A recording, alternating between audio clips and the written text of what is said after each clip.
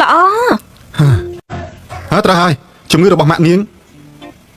ខ្ញុំនឹងយកវិជ្ជបណ្ឌិតល្អបំផុតមកព្យាបាលថាម៉េចឆ្លាតបន្តិចទៅបានទេពេលដែលហ្វូតុងវាចង់តាក់ទាញយើងនឹងមីងគឺចង់ឲ្យចូលអន្ទាក់របស់វាដូច្នេះថ្ងៃក្រោយមុននឹងនិយាយអ្វីគួរតែគិតឲ្យបានច្បាស់សិនទៅអត់ប៉ុន្តែមិនអីទេព្រោះថានាងមានចវាយដ៏អស្ចារ្យម្នាក់នេះឆ្លាតហើយសង្ហាទៀតផងខ្ញុំជឿស្លាប់ហើយថាអ្វីដែលលោកកំពុងធ្វើព្រោះចេតនាជាមួយខ្ញុំនោះបើគ្មានការអីទេអាចទៅវិញបានហើយណាទៅហឺលោកប្រធានណាត្រូវនឹងដេញចេញពីបន្ទប់ប៉ុណ្ណឹងហើយនៅសល់បានទៀតបើសិនជាឯងមិនដឹងរឿងអ្វីទេឆាប់បិទមាត់ឲ្យចិត្តទៅយើងមានហេតុផលរបស់យើងហើយសុំទោសផងក្រោយមុននេះលោកប្រធានបាននិយាយថាចង់ផ្ដល់មេរៀនឲ្យរៀងនោះអីនេះជាល្បិចទុនបង្ក្រាបរឹងខ្ញុំនឹងធ្វើឲ្យនាងស្ម័គ្រចិត្តធ្វើការជាមួយខ្ញុំបន្តដោយមិនចាំបាច់បង្ខំអ្វីទាំងអស់ព្រោះរវាងខ្ញុំនិងនាងមានរឿងវែងឆ្ងាយត្រូវដោះស្រាយហើយចោះពួកយើងដើរយឺតទៅស៊ីវ៉ៃខ្ញុំមកដល់ហើយអ្នកមីងគាត់សម្រាប់នៅបន្ទប់ខាងមុខនេះមែនទេ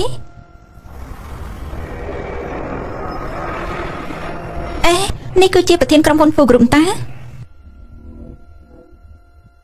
ប្រធានក្រុមហ៊ុន Full Group ប៉ុន្តែហេតុអីបានជាគេចេញពីបន្ទប់លីនស៊ីវ៉ៃបែបនេះហេនេះគឺលីនស៊ីវ៉ៃតាអរគុណណាស់ស៊ីវ៉ៃបើគុំតែមានការរវល់នៅផ្ទះខ្ញុំក៏មិនរំខានឯងដែរមិនអីទេឬវាអាចជាថ្ងៃនោះដែលខ្ញុំពឹងឲ្យស៊ីវ៉ៃជួយជំនួសការងារស៊ីវ៉ៃអ្នកមីងគាត់ចាំមិនហើយបានធ្វើហើយអរគុណឯងមកសួរសឹកតុងមិនអីទេនេះផ្លែឈើ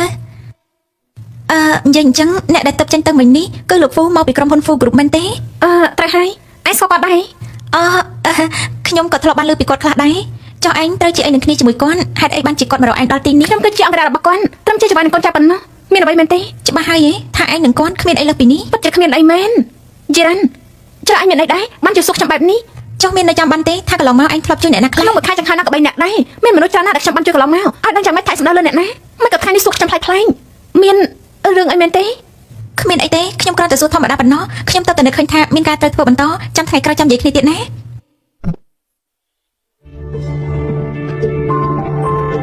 ប្រធានក្រុមហ៊ុន Full Group ជាអ្នកស្នងមរតកដែលមានទ្រព្យសម្បត្តិរាប់សិបលានលីនស៊ីវ៉ៃបើជ្រុលជានាងមិនចាំទៅហើយនោះទុកឲ្យខ្ញុំជាអ្នកទទួលផលជំនួសទៅចុះ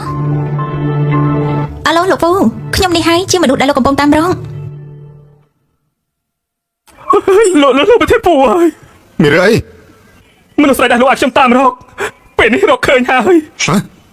ពេលនេះគេណាទៅរកគេព្រាមទៅបើនាងជាមនុស្សដែលជួបខ្ញុំពិតមែនខ្ញុំហ៊ានធានាថាខ្ញុំនឹងតបស្នងនាងដោយស័ក្តិសមខ្ញុំអាចឲ្យនាងបានគ្រប់យ៉ាងប៉ុន្តែជាដំបូងនាងត្រូវឆ្លើយប្រាប់ខ្ញុំជាមុនសិនថានាងបានជួយខ្ញុំដោយរបៀបយ៉ាងណាដែរទៅ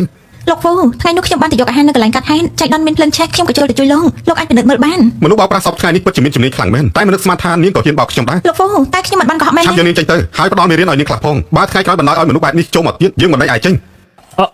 ម៉ាត់ឆាប់ទៅឈប់សិនកុំខ្លាចអីចាំពេលនេះទៅខ្ញុំនឹងការពីឯងលោកហ្វូមានរឿងអីទេប្រែមកសញ្ញានៅខាងក្រៅខ្នងរបស់នាងតាយ៉ាងម៉េចសញ្ញានៅខាងក្រៅខ្នងរបស់នាងតាយ៉ាងម៉េចគឺខ្ញុំមានតាំងពីក្មេងមកម្លេះ